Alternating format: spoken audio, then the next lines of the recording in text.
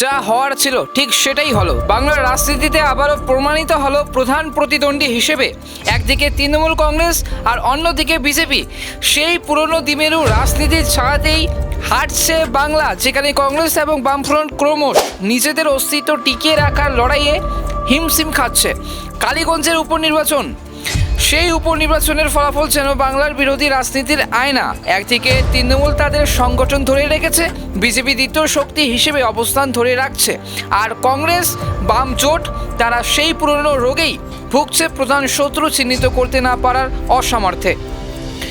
এমনকি ভোটে হেরে গিয়েও কংগ্রেস প্রার্থী কবির উদ্দিন সাহেব দাবি করেন যে এই হারের মধ্যেও নাকি সাফল্য আছে। তার কথায় বিধানসভা নির্বাচনের তুলনায় আমাদের 3000 ভোট বেড়েছে।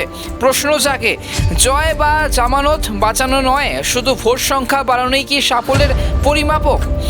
একটা সময় ছিল যখন বামফ্রন্ট পশ্চিমবঙ্গ শাসন করত টানা 34 বছর।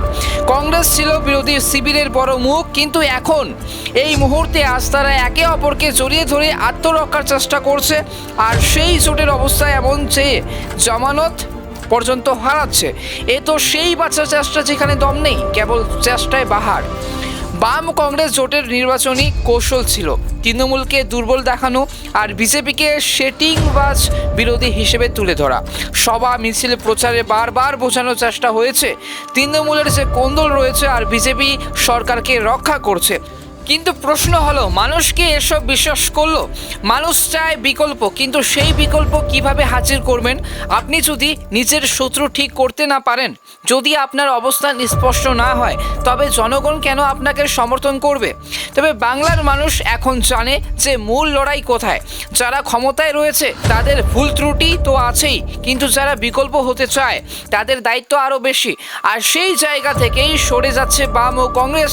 এই দূরত্বের ফলেই তারা ক্রমাগত পিছিয়ে পড়ছে। কালীগঞ্জের এই উপনির্বাচন তেমন কোনো হাই প্রোফাইল ভোট ছিল না, কিন্তু এই ভোট মানে ছোট এই উপনির্বাচনে কিন্তু লুকিয়ে আছে বাংলার রাজনৈতিক বাস্তবতার চিত্র এবং দৃশ্য, যেখানে বাম কংগ্রেস শুধু ফিস করে ষড়যন্ত্রের গল্প বলছে, মাঠে ময়দানে কোনো শক্তি বা জোরালো বার্তা দিতে কিন্তু ব্যর্থ। তবে অন্যদিকে তৃণমূলের যে প্রার্থী জিতলেন বিশাল ব্যবধানে, বিজেপি দ্বিতীয় অবস্থান থেকেও একটা স্থায়ী জায়গা তৈরি করছে। তারা জানে যে তাদের প্রধান শত্রুকে এবং তাকে হারাতে কি এবং কৌশল দরকার। তবে এইভাবে চলতে থাকলো এই যে আগামী বিধানসভা নির্বাচনের কংগ্রেস এবং বাম জোট শুধুই পোস্টার প্রচার আর পরিসংখ্যানের মধ্যে সীমাবদ্ধ থাকবে। তবে রাজনীতির ময়দানে তারা আর গুরুত্বপূর্ণ খেলোয়াড় থাকবে না।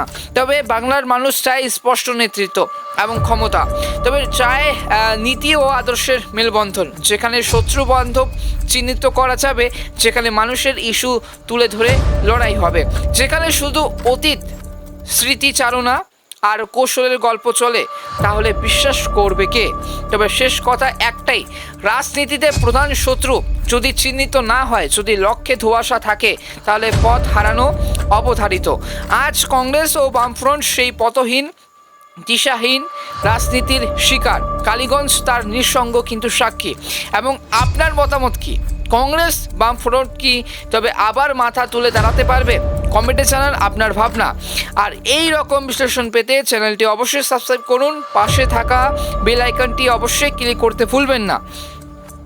আমি ভালো সিংহ, আপনারা দেখছেন ভারত এক্সক্লুসিভ নিউজ। তুলে ধরছি সরাসরি নিরপেক্ষ ও বিশ্লেষণ ভিত্তিক সংবাদ। ধন্যবাদ।